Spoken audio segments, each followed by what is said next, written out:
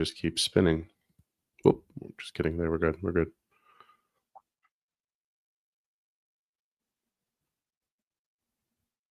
Quarterback has the ball, fades back, and he's going for it. It's a touchdown.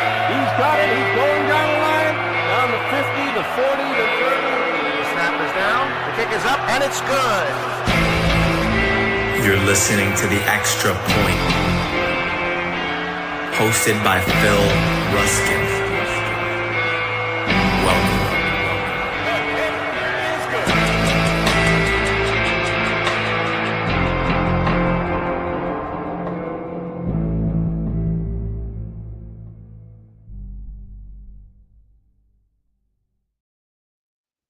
Yo, happy Friday. What's good, Kendall?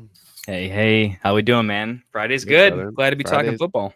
Yeah, Friday's good. It was good to get in a good show last night. Little preseason. There's never an off season for people like us, right? It's just early preseason. So a little preseason redraft talk, and then of course today we are talking best ball. So I think right now what we got to do is just go forth and making sure everybody understands best ball is. I'll be honest, man. It is quickly becoming one of my favorite ways to play. You can grab as many players as you are interested in, depending on the size of the league. I mean, most people obviously going to try and compete in the Millie Maker and get that 12-team tournament going, get to the playoffs. But some of these 3, 4, 6-team drafts, I mean, you can just load up on superstars. So do you have a favorite preference of way to play? Do you like the 12-team large tournament fields? Are you trying to just take down some of the small tournaments, or are you probably like I am and mixing in a bit of both? Definitely mixing in a bit of both. Mostly for the experience. I want to dip a toe in every format that anyone's coming up with. I like the game. I was a bit of a nerd before I got into fantasy football, but the idea of using applied mathematics in a strategy game is just kind of up my alley. So I just want to see where we can take the sport and the format. So when best ball started to become a thing, I wanted to experiment with all the different types of tournaments. I definitely love that the how prevalent it is to be able to hop into affordable, massive field tournaments. Yeah. I'm a bit of a draft nerd. I like all the draft formats, but I'll be honest, I do like the drafting a little bit more than I do the in-season. And because of that definitely best ball happens to be right up my alley, right? Being able to draft enough teams, put the magic together. It seems like I can never be in enough leagues to draft enough teams to execute all of the potential scenarios that fit my takes, right? Like piecing together all of your various takes on players and ranges is kind of impossible. And just doing 3 or 4 redraft leagues, you just can't do it. And in best ball, you can intentionally force it enough, and that be not just viable, but sort of a tournament favored strategy to mix it up and be contrarian a little bit. So yeah, for those reasons, I love the game a lot. Yeah, I mean, I find myself playing almost exclusively on Underdog. I will jump in, obviously, on DK and jump into some of their tournaments, but I find myself on Underdog jumping into the 3, 4, and 6-person small field, like just, contests, basically. And then going into like these 20 max entries. And there's a couple different ones. The Schnauzer 2 just wrapped up. It was $3 a pop, and it was 20 max. So look, $60. Like if you're going to invest into this, like, I don't know if for some people $60 is a lot, for others it's nothing. So it depends, of course. Please play responsibly. It obviously depends on what you can afford to lose. That is the key to gambling. But I find those 20 to 30 max entry are kind of my sweet spot because number one, I can afford it. Number two, I can get diversity across the NFL and not just feel like I'm putting a one entry into a 20, 30,000 person tournament. And if my draft spot, you know what I mean? Like there's just too much variability there. So I like those 20 max entries because it does give you an opportunity to, I won't call it a throwaway lineup because you're obviously investing money, but like try some stuff, right? Like I'm personally, this about me, I'm never going to spend a 2nd-round pick on Brock Bowers. I'm just not. I don't have a problem with anyone that does. It's best ball, but I also find that because I'm not willing to spend that kind of capital on Bowers, I don't have a lot of exposure to him. So in those 20 field entries, I can afford to take a shot on Bowers. And if that lineup sucks, right? Like it is what it is, but at least I get exposure to players. And then obviously we're looking at stacking. And so I think that's what we're going to talk about tonight is, number one, I've got the ADPs across 4 different sources up here. So we have a fairly solid consensus of where ADP is right now. Keep in mind, it is Friday, June 20th. This is going to shift dramatically over the next 2 months. But I also will say, Kendall, and I want to ask you this actually before I kind of comment on it. Do you have a specific time of the summer when you like to really invest heavily into best ball? Normally it's at the very beginning. I do most of my buy-ins right at the beginning. A bit of a dynasty specialist. I feel like compared to the normal median crowd who is catching up to speed on a lot of their sort of off-season scouting and kind of taking what other people are doing in stride. I think year after year, I tend to be a little closer to on with some of the rookie evaluations, and you can find the best ADP on those rookies early on, Right. for some larger field stuff when I can find it. Yeah, a couple years ago, that's last couple of years in a row, just drafting really really early and in 24 hitting on those rookies. In 25, thinking the rookies were overdrafted and fading them entirely, right? Mm. Was kind of a thing there. But yeah, how about you? I'm in on June. I think June is my sweet spot this month that we're in right now. And similar to what you just said, right? Like being in the dynasty community, as embedded into the dynasty community as the both of us are. We obviously know the rookies. We have landing spots from the NFL. I don't really care about camp hype. Camp hype doesn't do it for me for the simple reason that we talked about it last night. We've talked about it on most of our shows.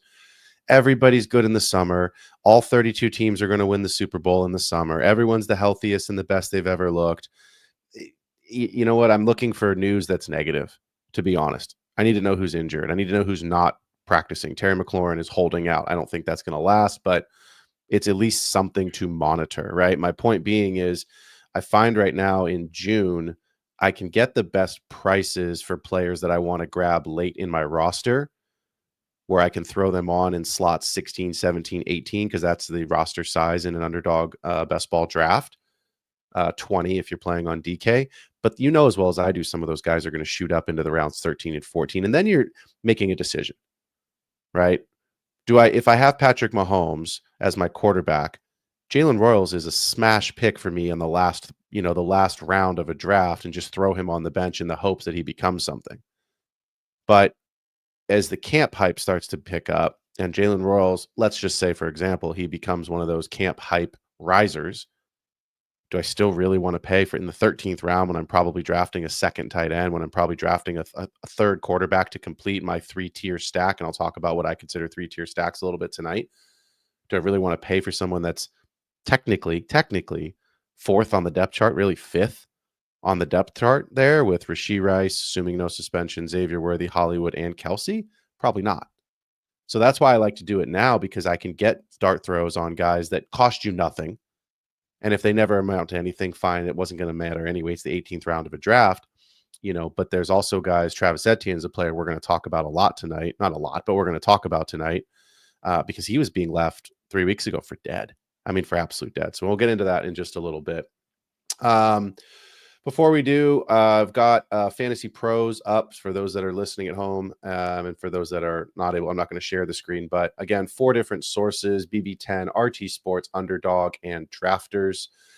Interesting, it didn't include DK. I wonder why not, but this is kind of the consensus ADP across all of those 4 platforms. And to be fair, I've done enough on enough sites that the ADP is pretty close regardless of where you're playing. So Kendall, slated towards half PPR is the only thing. DK, the big thing in DK is just the PPR is slightly underrated with the high T running back crowd. So you can, correct. I'll be honest, if you watch like the established the run guys, some of the sharpest best ball guys in the street, they're pretty hard on like put your money on DK because it's softer. I think the underdog streets are the more competitive streets. So if you want to see competitive ADP and some of the best drafters, I think underdogs is where it's at to learn from the best. Yeah, I agree. Have you found, and I want to start here as we start to get into some content for the actual best ball community, have you found that there's kind of a spot on the board right now where you're excited to draft from? Are you in that 1 through 4 range, 5 through 8, 9 through 12? Have you found kind of a little sweet spot, at least this year, where you see your name pop up, like, ooh, okay, I've got a good plan. I like where I'm at. I know how I want to start and go from there. For me, that always comes down to just round 1 and 2 ADP. And I'll take a slight consideration looking at like the next turn, but there's enough volatility where it's a little bit difficult to make really succinct opinions of what you're going to do in the 3-4 turn. Yeah. So for me, it really comes down to last year. I really liked the 1-2 turn. Yep. I think it's good this year, but I like enough spots through round 6 right now where there's so many pockets of value. I just want falling value through rounds 5, round 6. So Yep. I just want to be 5 through 7 as often as possible. I'm very happy with the mid range. Some years there's some pockets where by round 8 through 10 I'm starting to get pretty dusty, and I would there's just no falling value. Everyone's too good at that Right. point, but I still think there's a couple of players that there's enough range of players through the rounds that I think are being slept on by experts across, and maybe I'm just the weirdo. But it lands good for me. So give me Yeah. a middle pick this year. Yeah. I'm actually I'm close to you on that. I don't dislike the middle this year as much as I historically have. The challenge of the middle, of course, is you do have basically almost identical weights on either side of you. Whereas when you're closer to the ends, and this is true in any draft, doesn't matter for best ball, but when you're closer to the turns, obviously you're going to have a shorter weight. You can kind of see if there's a pocket of players that you like. You could double tap a position. You could potentially complete a stack. Whereas in the middle, you stand the risk of getting sniped more frequently. But I will say this: what I've found this year is I'm more excited when I'm drafting 9 through 12 than anywhere else, because I believe the value in the stacks is more achievable at a lower price point. And I'll explain what that means. Jamar Chase is the consensus 101 coming off the board. If you have Jamar Chase, you have to get Joe Burrow, right? And that's like best ball 101. You've got to stack. What I've found is Burrow is going at the 4-5 turn. And that's where it gets expensive is, are you giving up still a lot of value to get the QB4 coming off the board when there's still running backs, there's still wide receivers that you like in that range, because you have to get Burrow to stack with Higgins. Now, I've drafted in the 1 spot a ton. I've drafted in the 2, and I've gotten enough of the Higgins Chase Burrow stack, because that's what I'm doing if I'm at the 101 is I'm just going full in Cincinnati. And that's kind of how I feel like I have to do it is, I go grab Jamar Chase at the 2-3 turn. I'm grabbing best available receiver, and either if there's a really good running back or just full on slot receiver to start. And then I'm grabbing Burrow and whoever I can grab as my RB1 at the 4-5 turn. When I'm on the opposite side of the board, I never draft in redraft quarterback in the second round. I just don't do it. And I don't do it in the third round. But in best ball, I'm absolutely taking Josh Allen and Lamar Jackson at that 2-3 turn for 2 reasons. One, perceived value that they can finish overall 1 at the position, which of course they can. But 2, the stacks are so cheap late on so that I can still load up without having to spend an early round pick on a complementary player to go for Lamar Jackson, for example. I can go get Zay Flowers at the 6-7 turn, and I can go get Mark Andrews at the 8-9 turn and still load up on higher value wide receivers and running backs. And I can also start at the 1-2 turn with Derrick Henry and wide receiver of my choice, grab Lamar in round 3, and then in 4 load up on another receiver, and then still have 2 or 3 more rounds before I feel like I have to come back with another Baltimore pass catcher. So Josh Allen, same way. Obviously, the pass catchers, in my opinion, in Baltimore with Zay Flowers is going to be better than a Keon Coleman or a Khalil Shakir. And Mark Andrews, tight end wise, is going to be better, I believe, than a Dalton Kincaid. So that's kind of where I've seen the value. And then if you're in the middle, you can grab a ton of different options. So we'll go through some of that here tonight. But let me ask you this, and then we will dive in. Is there somebody this season? Is there a stack? Is there an offense that you are particularly excited about? And before you answer that, the reason I'm asking the question is because in best ball, we're shooting for highest ceiling every single week. Right. So as in, our dynasty leagues, maybe we want to build depth, maybe we want to build youth. In our redraft, maybe we're just looking at, we're not necessarily looking at stacking, but in best ball, you're absolutely looking for stacking and correlation. So give me 1 or 2 offenses that you're buying into and you're trying to grab in best ball as many shares as you can. I'll lead off the 49ers. I think, had an offseason narrative that has depressed the entire team's ADP outside of Kittle. I think everyone's unanimously positive on Kittle, and we kind of said that the team having vacated targets for some vacancies was just all pro Kittle. I've always been a Brock Purdy apologist. I think he's better than people think, and he, from a fantasy perspective, he has a more stable floor with having decent feet. He rushes in a little bit, and they're running back and get 10 targets a game. So, the ability to have, he's not getting touchdowns vultured as much as he's passing them. So I'm high on Purdy. I like all the stacks you can get with Purdy. I think they're cheap. Pearsall hasn't spiked up in value. I know we're both pretty in on him, particularly in best ball. Sure, there's some risk, but I like it. Juwan Jennings, I think, is slept. The whole offense is kind of slept on. So I do a lot of Kittle-less 49ers just because he's too expensive and I can grab the rest of the offense. Yep. It's kind of a stack that I'm always looking for, and I can kind of like I like it enough that I'll reach for it a little bit, and I can get it in such a high percentage of my my lineups that I like it quite a bit.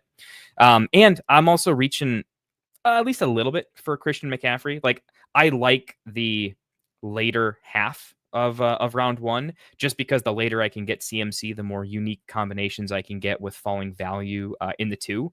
If I can get CMC literally at, I think an ADP is listed as like 110, 111, 110 point something when you get granular. But, I'm comfortable taking him as early as 107, 108. So if I can just get him in the second half and kind of set up for a pro 49ers situation, that's pretty decent. Yeah. And then just a couple other quick ones I'll mention. I'm not fully out on the I tend to be a little pro Breece Hall. I'm the biggest Garrett Wilson guy. So naturally in the best ball streets, that kind of puts me into a pro Justin Fields situation. There's really two main draftable guys in the Jets, and I'm in on them. So I guess I'm taking a stance that the Jets don't necessarily need to be as awful as they can. I think they can produce for fantasy. So those are just two offenses. I guess that answers more of a who are two offenses you're sleeping on, because I'm not fading the chalky offenses. I'm maybe fading the Bills a little bit. I think the Bills are going to be similar to what you saw from the Green Bay Packers of last year, which isn't fun to own. But I am pretty in on the Chiefs. I'll reach for Mahomes a little bit. I'm less bullish on Rashee Rice, but it's not because I'm out on him. I'm just not a super truther. I tend to be more of a Xavier Worthy guy, not because I love him, but because I tend to think my current take on this, and I mentioned this in the Discord, is that I think with Patrick Mahomes throwing you the ball in an offense, I think the correlation is more likely to be that his two top wide receivers are going to finish closer together than miles apart. And so it's an example of, I'm just going to take the cheaper guy and assume that we're all a little bit wrong for having Rice like a lot higher. But if I can get some Mahomes stacks, I'm pretty into that too. Yeah, I'm with you, right? The chalky picks are obviously going to be the Bengals offense, the Chiefs offense, the Eagles offense. Those are always very easy to understand that those on paper should be the highest scoring options with the most, I would say, the most amount of best ball relevant players on their offense, right? Like you mentioned the Bills. If you take Josh Allen, you have the entire Bills offense, but you're not excited about any of the pass catchers. They're cheap, but you're still not excited about taking them, right? So I don't like to give this advice. I feel like it's bad advice. But I think a lot of people are drafting Josh Allen because of what his ceiling is, and rightfully so. I actually think it's okay to play Josh Allen what they would call naked, meaning without a pass catcher, or maybe throw Dalton Kincaid on as your tight end 2 late, right? So if you do get a Sam Laporta in round 4, round 5, because that's where he's going right now, you miss out on Elijah Moore late if you want cheap exposure. That's yeah. I mean, but like Keon Coleman's ceiling, Khalil Shakir's ceiling, like it's not the kind of best ball player. I'd rather not have Josh Allen. I'd rather have Rashee Rice, Xavier Worthy, and Patrick Mahomes over Josh Allen and 2 of the pass catchers there. Even though the level of quarterback play is going to be a lower ceiling, my receivers have a much higher chance, and almost, I won't say guaranteed, nothing's guaranteed, but on paper, Worthy and Rice should finish higher than any Bills pass catcher, right? And then again, also comes down to what you can afford. So I will say this, because I mentioned at the top of the show, I like drafting in that 9 through 12 region this particular season.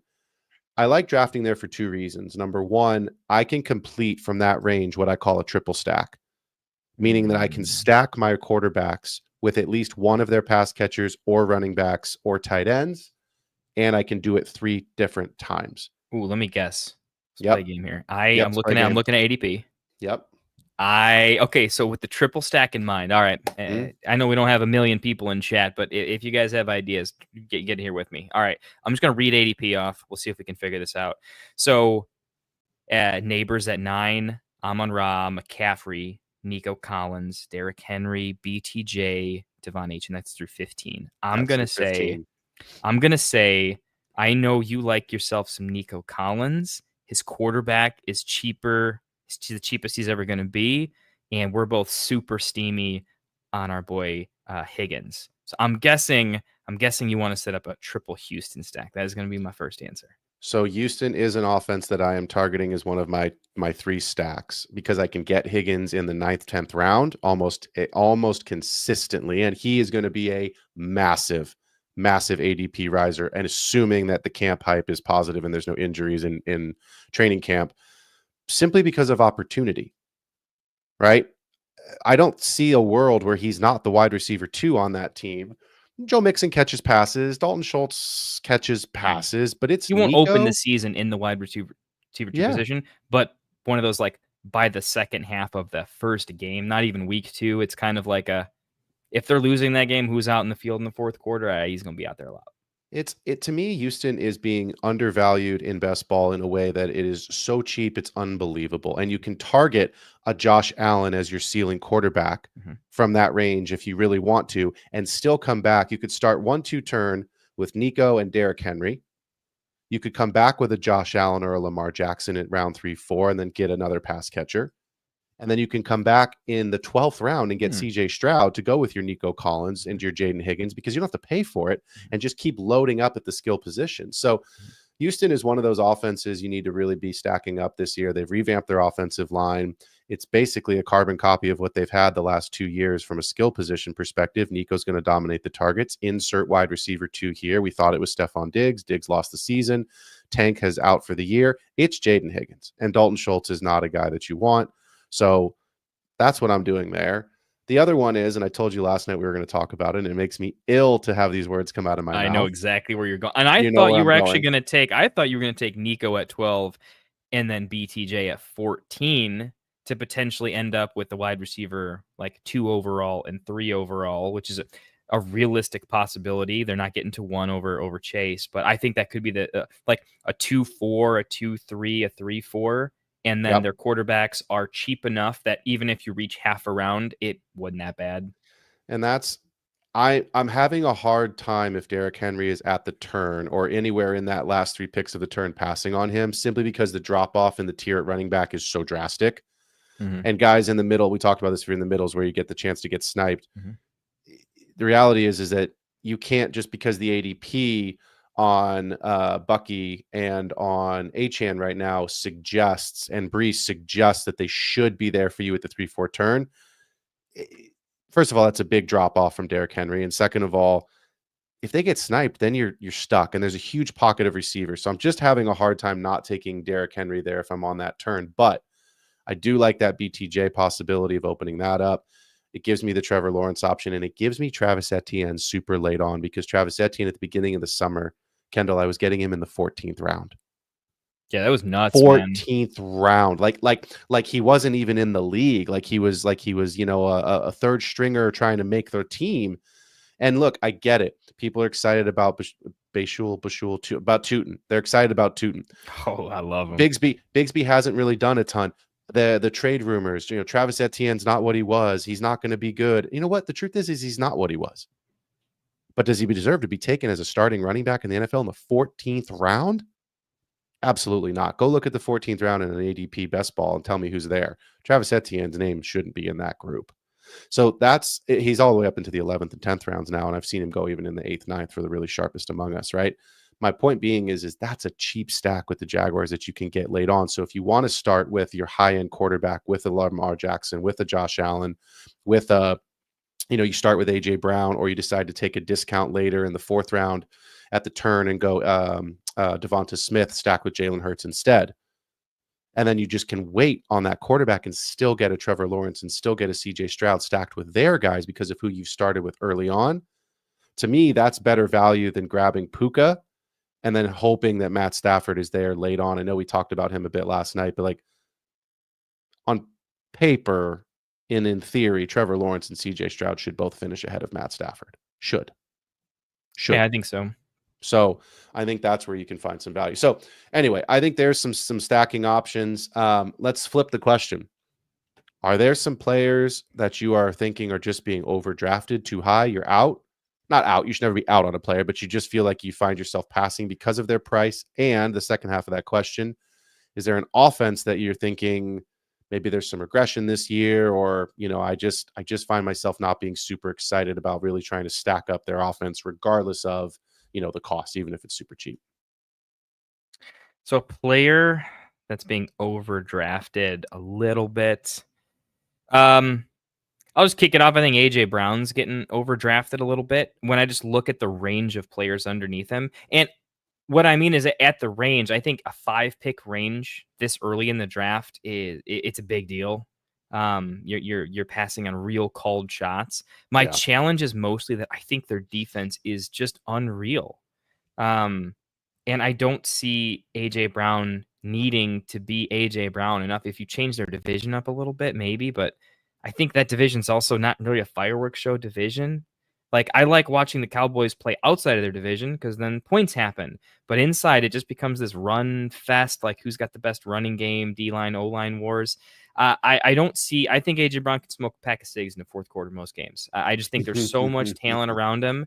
And I think it's probably going to lead more often than not to him being frustrated, because I think the league and other people around him he's not going to be talked about in these upper echelon circles because of not being needed. I think that's going to cause frustration, and I have more negative outcomes for him than elite high-end ones. I don't think those are left for him and the Eagles. If they still were, it'd be a coaching staff that was consistently using him, whether they were up by 20 or down by 20, keeping your diva happy. Good coaches know that. Good coaches that don't care, like Tomlin, for instance, they'll just let him go after a while. And I think this is probably the last hurrah for AJB. And I don't see a big one. Going beneath him are guys that I think it's criminal that he's going above. Like, I think Ladd's overdrafted, but I like his range of outcomes a little better than AJ Brown. I certainly like securing a tight end in Trey McBride, who I think as a pass catcher will just outscore him. Garrett Wilson is criminally underrated beneath him. Shoot, Kyron might be a better pick than him in terms of like the safety of having an 80% snap share and all the goal line and a good offense. He's a little too high for the risk. Tell me, like, T. Higgins versus AJ Brown. T. Higgins is more important to the Bengals offense as the wide receiver 2 than AJ Brown is the wide receiver 1 to the Eagles offense. And I think we have to remember that. Yeah. It's an interesting point, right? Because you look at historically the Eagles being one of the best, highest scoring offenses in the league. Kellen Moore's not the offensive coordinator anymore. He hasn't been, right? But that was one of their big appeals, was that he was, this offensive guru. He's down as the head coach in New Orleans. You do have a lot of weapons to spread it out. But my biggest thing, because I agree with you on AJ Brown, I don't want to repeat any of the things you said, but I will just add this. This is my addition. Devonta Smith is coming off the board as the overall player number 50, wide receiver number 26. It's outrageous. So if I'm going to invest in a fourth round at the 3-4 turn, Jalen Hurts, I know I can take Devonta Smith if I want to reach in that fourth round. If I really want to play the ADP game and hope he gets back to me in the fifth, I can. But I find myself, when I'm taking Eagles stacks, because I'm certainly in on the Eagles offense, 100%. Of course, I'm in on that offense. But I find myself actually passing on AJ Brown, taking a different wide receiver that I know I can also stack with later, right, in that range. A Nico Collins, for example, to start my draft, because I know I can get CJ in the 12th, taking the high-end rushing quarterback in Jalen Hurts, and then stacking with Devonta Smith. And basically what I'm saying in that narrative is I'm betting on AJ Brown to either fail or to have not as statistically a high of a season as where he's being drafted. So I'll give you two offenses that I am really having a hard time with right now. The first one is pretty easy. It's Green Bay. I just find myself this year in best ball almost having no shares of Green Bay players. And the reason simply is their ADP is super bunched up together, which means you're picking a guy that you're saying, like, the range of outcomes is the same, which is why ADP is so close. We just said that AJ Brown and Devonta Smith are being drafted 2 to potentially 3 rounds apart. Well, give me the discount. I'll take the discount, because there is 100% a world where Devonta Smith finishes ahead of AJ Brown. Absolutely, it's possible. And the Packers, the bottom guys are actually being pulled up because we don't see a difference. They're all camouflaged. Exactly, right? And there's so many guys, and if your analytical brain would say, well, then take Jordan Love. Well, that's fine, except for in best ball, you've got to have guys to go with him. Like, So would you say in a 12 team, like a league for best ball, where the upper end PPG spikes are slightly less weighted towards winning the tournament? That's where I think I like Love a little bit. Just I have a pro Love take here, just for the record, because I think he's actually a sneaky rushing quarterback. He's athletic, and I think he has some of that stable floor. I think he's going to rush in 3 or 4 touchdowns, which is enough to give you a pretty good spike week in a format where you draft and play 2 quarterbacks in the same week. I am definitely taking him like a Josh. Like he's like a cheap Josh Allen, different archetype, but I think he's a stable floor. You can take Love in a lot of 2 QB builds. I think if you went with a more elite option and you just want something else that has a stable floor, he's in that tier of athletic, not rushing, but stable floor guys. But yeah, I would intentionally not stack him because I actually want the team around him to be kind of weak, so where he has to play hero ball, if that makes sense. Yeah. I want him to be the focal point of that offense, and I think he might have to, kind of, if that makes sense. Like you remember when Mahomes was throwing to just a bunch of guys, but he was balling out. CJ Stroud's kind of how we felt about CJ Stroud his rookie year, kind of. If they have that mentality, I would buy him. I'll be honest, the Josh Jacobs thing, like the same reason I think Matt Stafford suffers from Kyron getting so much work that's kind of undeserved in my opinion.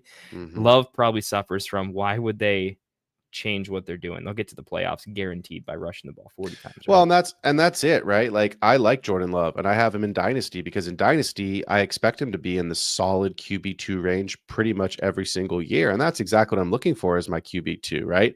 In best ball, when I'm shooting for the moon for absolute ceiling, I just don't see. I mean, Jordan Love had the 2 seasons ago, I think, if my memory's right, I don't have it in front of me, was QB 5 or 6. Anyway, he was in right there in the format. But he was in there, right? He was in the top 5, at the edge of the top 5, and it was a great season for him. But that was a season.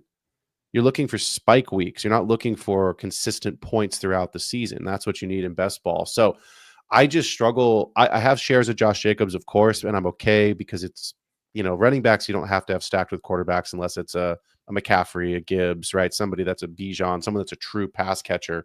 At that point, then that's fine because that's kind of your wide receiver 4 or 5 on your roster as your RB1 or 2. But I struggle with that offense. And then the other one that I'm struggling with, and I just mentioned it at the top, is Buffalo. I do feel like it's okay to play Josh Allen naked, and it's okay to play Josh Allen if you draft him high and just say, look, I know I'm probably on paper going to get 300 points out of this guy, 350 points out of this guy this season, and just take your points and move on, and then really focus on grabbing, some good solid stacks with your other players, because who's the wide receiver 1 in Buffalo, Kendall? Not on paper. Who's it actually going to be? Yeah, I mean, I'm gonna bet on Shakir again. Sure. I wish Smart money would say they had went out and got a Keenan Allen. I think he would be good for They Josh still could. Allen. Still could. He's hanging out there. But that's my point. If you don't know who the wide receiver 1 is, and you don't have a dominant tight end like a Brock Bowers, right? Like Dalton Kincaid's good. He's not great. And I'm not looking for good in best ball. I'm looking for great. I'm looking for ceiling. I'm looking for who can finish as the overall positional 1 at their respective position. Dalton Kincaid can't do that. You think? What do you think his upside is? I don't know what to think about Kincaid. Part of me thinks that in every league he's going for pennies, which means he's not being traded because he's just off the board. Part of the part of the contrarian side of me that says anytime you have 0% of a player like this, I mean, sometimes when you regret it bad. I like so many other tight ends that I don't care, but is there a weak spot? The fact that they can rotate a million wide receivers, but if Kincaid is better early on, can he carve out, is there a path to him carving out he's actually the number 1 pass catcher for this team because he finally leveled up? I mean, look, we talked about this last year on our breakouts show for redraft. And if you're new to the show, Kendall and I always do kind of a redraft 2 or 3 shows right before the season starts of breakout candidates, sleepers, busts, right? And then the ADP, do not draft, which was our favorite show.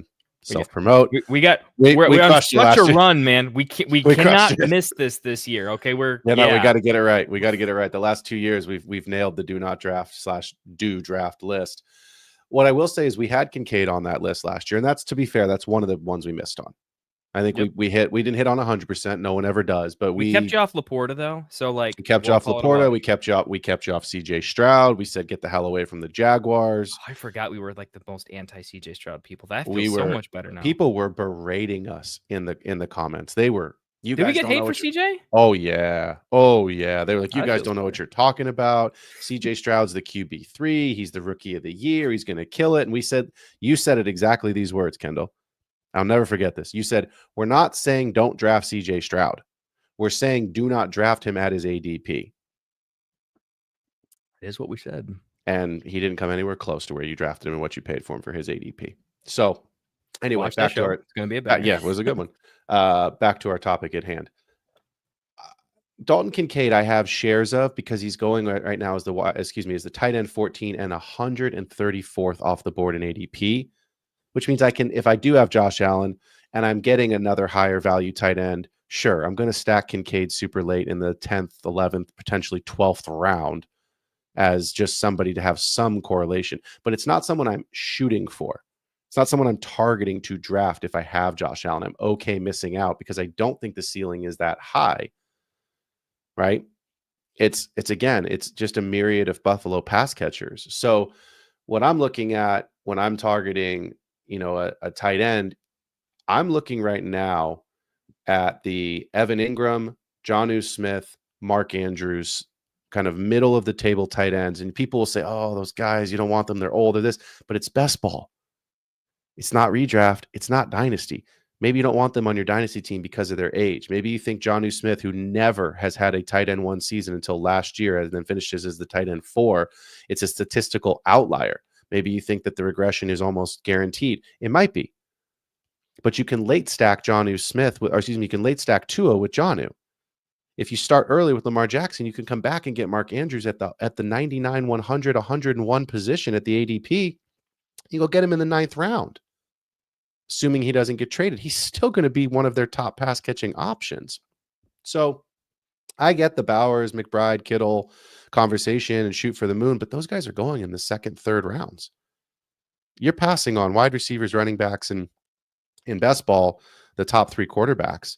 Whereas I'd rather go take a middle of the table tight end who has upside that I know I can stack with the quarterback and double up my touchdowns every single time a touchdown occurs, because it's not a managed league. It's not a redraft league where I have to make a sit-start decision. It's best ball. So that's the value, I think, in some of these tight ends.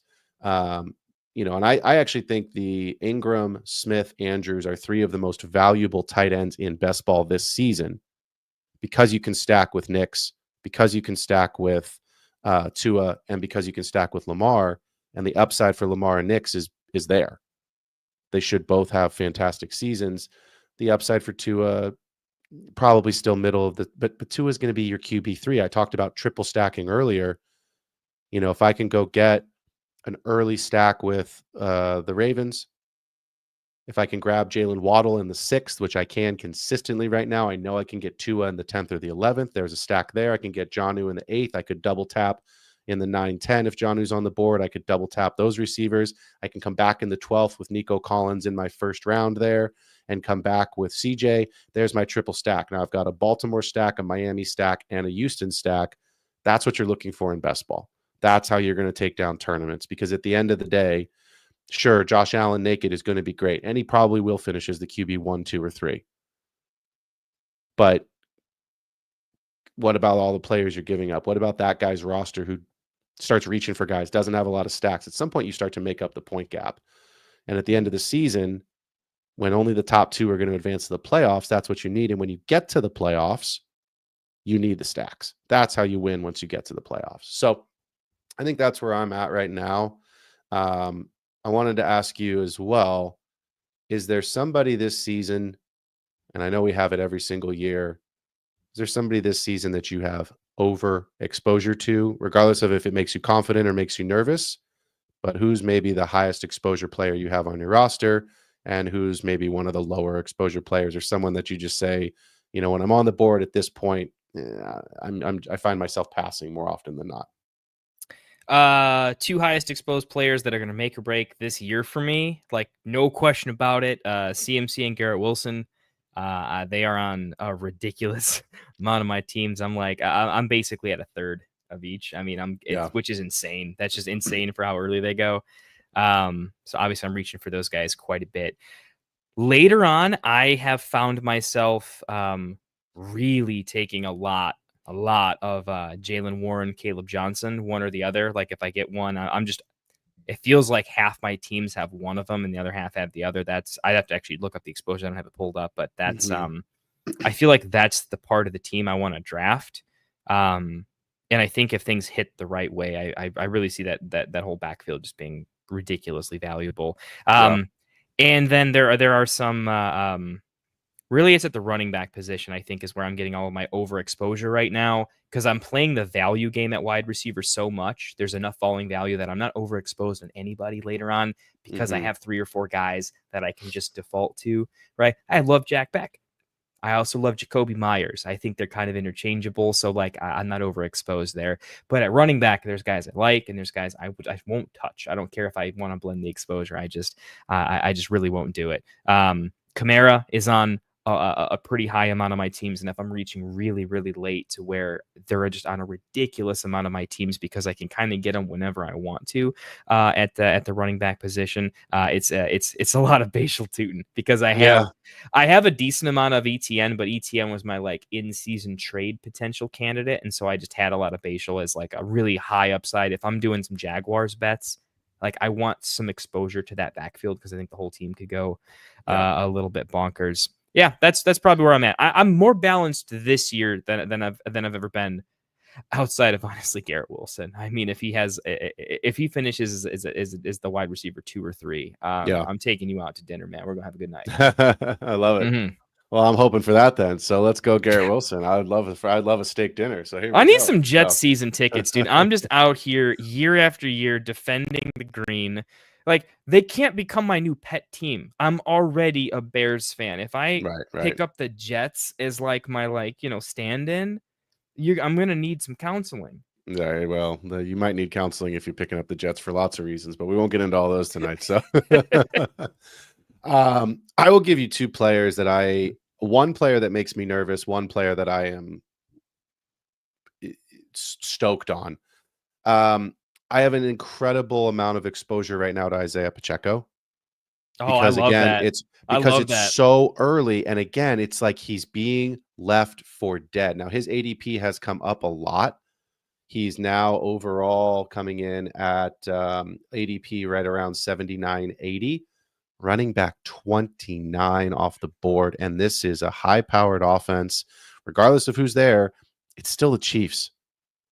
Yes, Patrick Mahomes hasn't finished as the QB1, but this isn't Dynasty. We don't care about that, right? It's best ball. I care that he's not going to finish punish their RB1. They don't do it, man. And that's what I'm saying. So it's best ball. Do I want the overall QB1? Yes, of course I do. But I know I can get Mahomes in round 7 or 8 because he's also being just 2-3 rounds. This is probably the right price for him.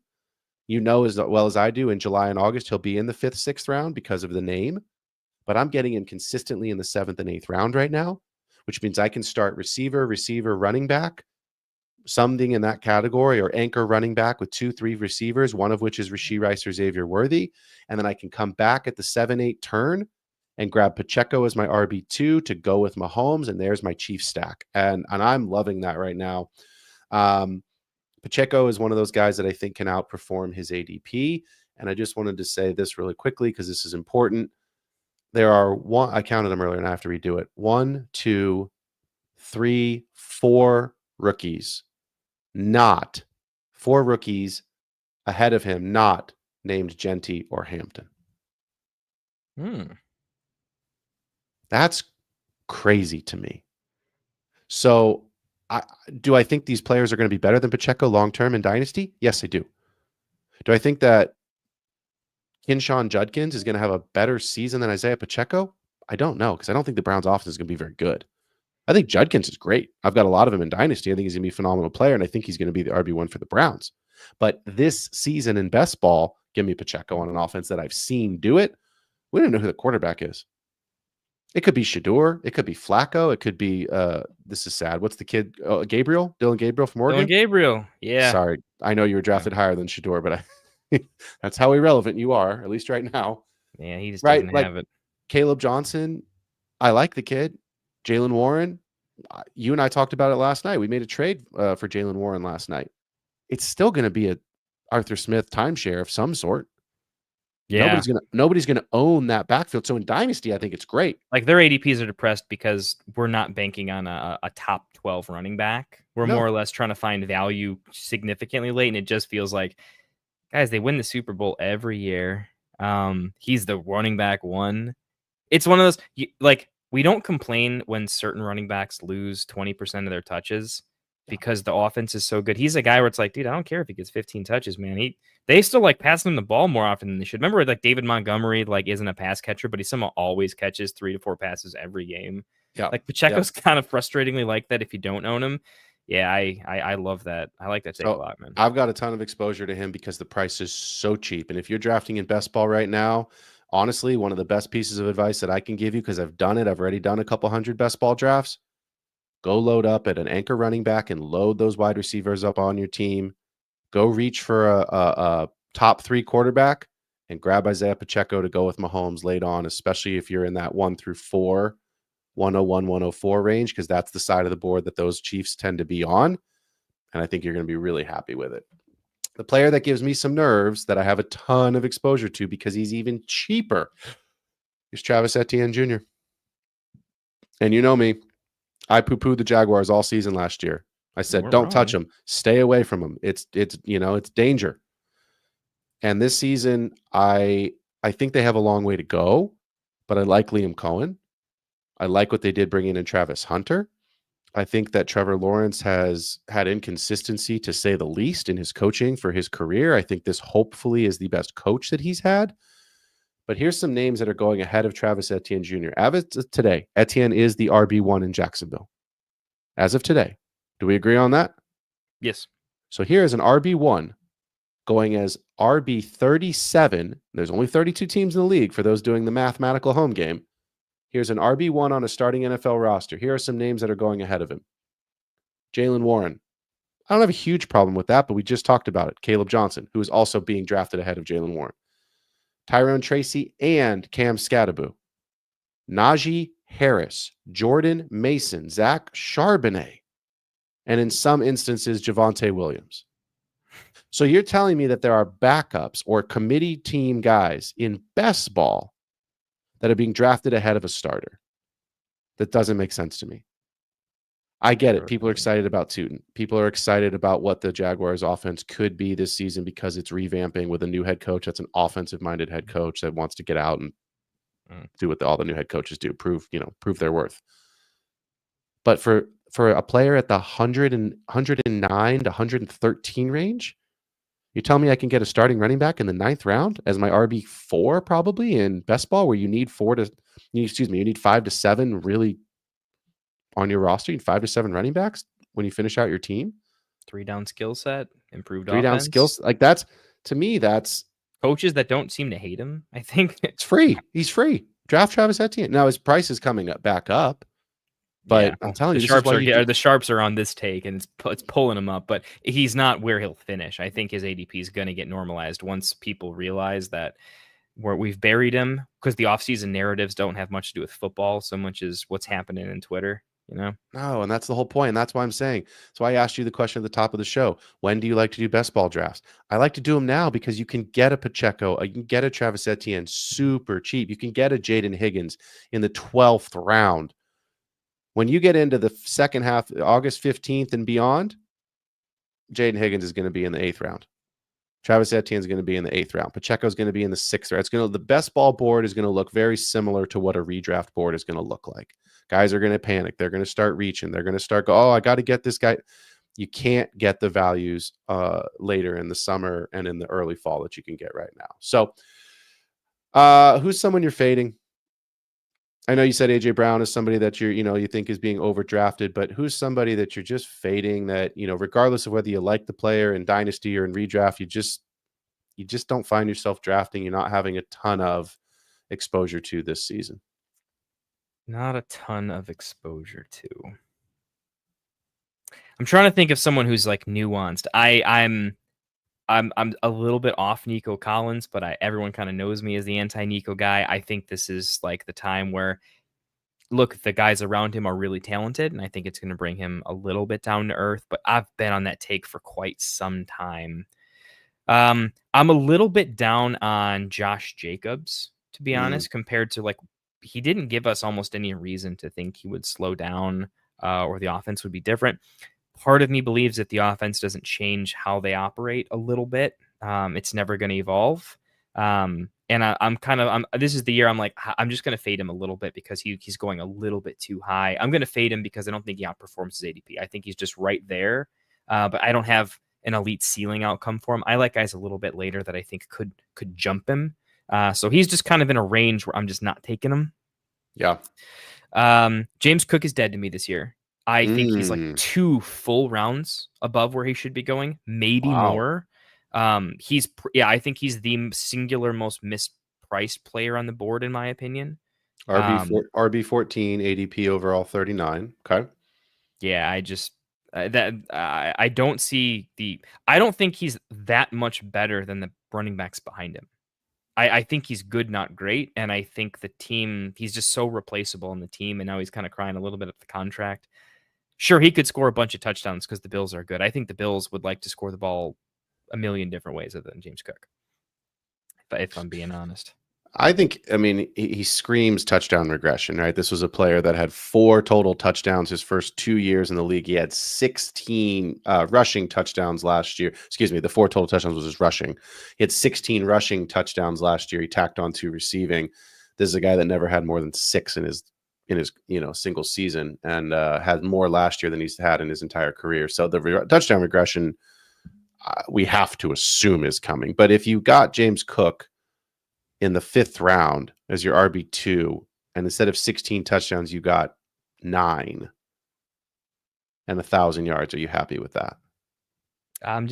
I'm not happy because I promise you the guys I could reorient my draft around a different way, and I feel significantly better about my upside and my stability. He's just mispriced. But some lightning round quick names: Lad McConkey's going a touch too early, especially in half PPR best ball formats. It's not PPR like he is in all the dynasty leagues. It's half PPR, and he has a true X on the team. He's going a little bit too high. Well, and they have Hampton now. We talked about it last night. Omari and Hampton makes a big difference in the way the Chargers want to play because they didn't have the kind of running back last year that they have now and the kind of running back that Harbaugh wants. Chase Brown's going a little high for my taste, but also agree with that. I like him, but I see a lot of range of outcomes where it's more of a committee. I don't like that his efficiency metrics were awful. He was the quintessential. He was Kyron, but like worse, if that makes sense. Like he wasn't even as efficient as Kyron was when he was really having his breakout. I think he's a guy that will start the season strong, and then I don't think it will get any better when volume comes up. I don't see it happening. He needs the Bengals defense to be really bad, so he gets all those pass catching opportunities. If they have a lead, I don't think he's going to get the most valuable touches in the world. And I think if he just becomes a bruiser, he won't be efficient enough to stay on the field. Right. So anyway, there's a couple guys I'm a little bit off on. There's more guys I like than I dislike, and I'm finding that there's players that I'm off of. Not because there's anything against them, but it's because, like, there's tight ends. I'm not taking Bowers or McBride very often, but it's only because I need to free up those spots to construct. I need my Gesicki's. I know you love Gesicki too, right? I like that later range, and I just can't go elite tight end to fit that in. So for those reasons, love you guys. I would love to hang out, but I'm not going to draft you this year. I find myself when I'm at the 101 loading up on the Bengals offense there. Obviously, I'm taking Jamar Chase at the 101. I am coming back. Sometimes I do take T. Sometimes I don't. Just depends on if I get sniped or not. But I don't find myself taking Chase Brown because he's always available at that turn. I find myself taking T. Higgins to go with Chase, Burrow, and then in the 13th, 14th, 15th, depending on how early in the summer you're doing this draft, late, Mike Gesicki, because I'm taking a higher value tight end, or often 2 times higher value tight end. I'm totally fine with that as my tight end 3 in a best ball format. So 2 players that I won't say out on, but I am just avoiding right now. One of them's Juwan Jennings. and I hate it as a Niners fan, but I'll be honest, I just like the value of the players that are going around him better. It's McCaffrey as the first pass catching option. It's George Kittle as the second pass catching option. Brandon Ayuk's going to come back at some point, which means he's going to take targets. Ricky Pearsall's there. Juwan Jennings is there. Juwan Jennings is a good player. He's a great dynasty player to have on your bench to go and have a bye week fill in. He's a great player in a redraft to throw on as one of the later picks, because you like the offense. But in a best ball format, I just don't see him getting the volume. I don't see him really adding a ton of value to my team. If I'm going to draft the Niners, I'm just going to pay up. I would prefer not to spend a third round pick on George Kittle, but if I'm in the first round and I'm at the second half of the board, the 107 to the 112, absolutely I'll take McCaffrey. And I'll take a Brock Purdy later. And I'm probably okay just stacking Purdy with McCaffrey and moving on to find better players, because to me, Sam Laporta is going 1 or 2 spots ahead of Jennings. Jordan Addison, I know there could be a suspension coming, but Jordan Addison, I think, has a higher ceiling. Kinshawn Judkins, if you need a running back later on. So there's guys that I think just have Baker Mayfield. If you took Bucks pass catchers and Mike Evans early instead of taking Juwan Jennings to fill out a wide receiver 4, you're taking a stack with the Tampa Bay Buccaneers. So I think Isaiah Pacheco's in that range. So I just find myself passing on him a lot. I just don't see a world where in best ball, he's really going to elevate my team. And in a playoff form, now that I say that, I'll have one of those teams that gets in the playoffs and I don't have Jennings and he has like a, 2 touchdown, 130-yard game. But I find myself being just lower on him. The other man, and I'll be honest, man, I can't get on board with Chuba this season. I just can't. I don't know. There's no bias there. I mean, I think his season last year was lack of a real true pass catching option. I don't know if Tet's going to be that guy, but they damn sure certainly drafted him to be that guy. Xavier Legette, he's there. Adam Thielen, he's there. Like, they have guys that can soak up some targets. At running back 19, coming off the board as the overall 53rd player, Jamison Williams, Zay Flowers, RJ Harvey, James Conner, potentially a Devonta Smith and a Tet, Joe Mixon. Those are the players that are being drafted around Chuba. I'd rather have almost all of those players. In fact, I would rather have all of those players than Chuba right now. So that's someone that I'm also off on. And that's kind of where I'm at. So last 2-3 minutes here of the show, give me your favorite disgusting, dirt cheap stack that players should be targeting. It's not sexy, but you know what? It's free and stacking matters. Give me a quick stack that's super cheap that you love. Dirt cheap. We're going like real nasty boys cheap. Maybe like your 14th, 15th round to the 18th round guys that you can pretty much grab consistently in that spot. Maybe 14 to 18. Late Bryce Young with Adam Thielen. It's a good one. I like it. I can't believe it. I said it last night and you almost fell out of the good thing you weren't standing. You would have fallen back into your chair. I said it and I'll say it right now. Give me some Aaron Rodgers and Pat Freiermuth stacked up, baby, because I am not spending a 3rd round pick on DK Metcalf. There is nobody in Pittsburgh that I want in the receiving room outside of DK Metcalf, and I don't want to pay for him. So I can get Aaron Rodgers in the 14th round, and I can get Pat Freiermuth in the 12th.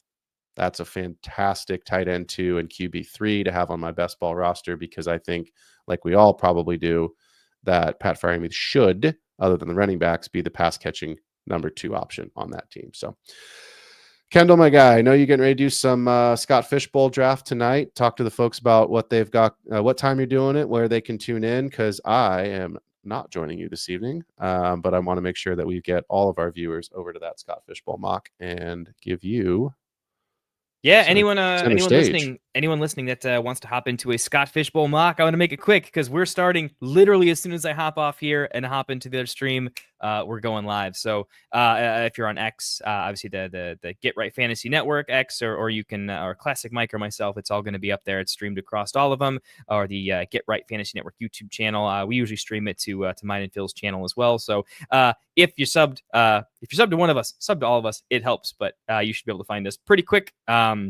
And if you're not, jump into our Discord. We're trying to make the Discord kind of the home to let you guys know when we're drafting, if you want to get in the draft or just watch the draft.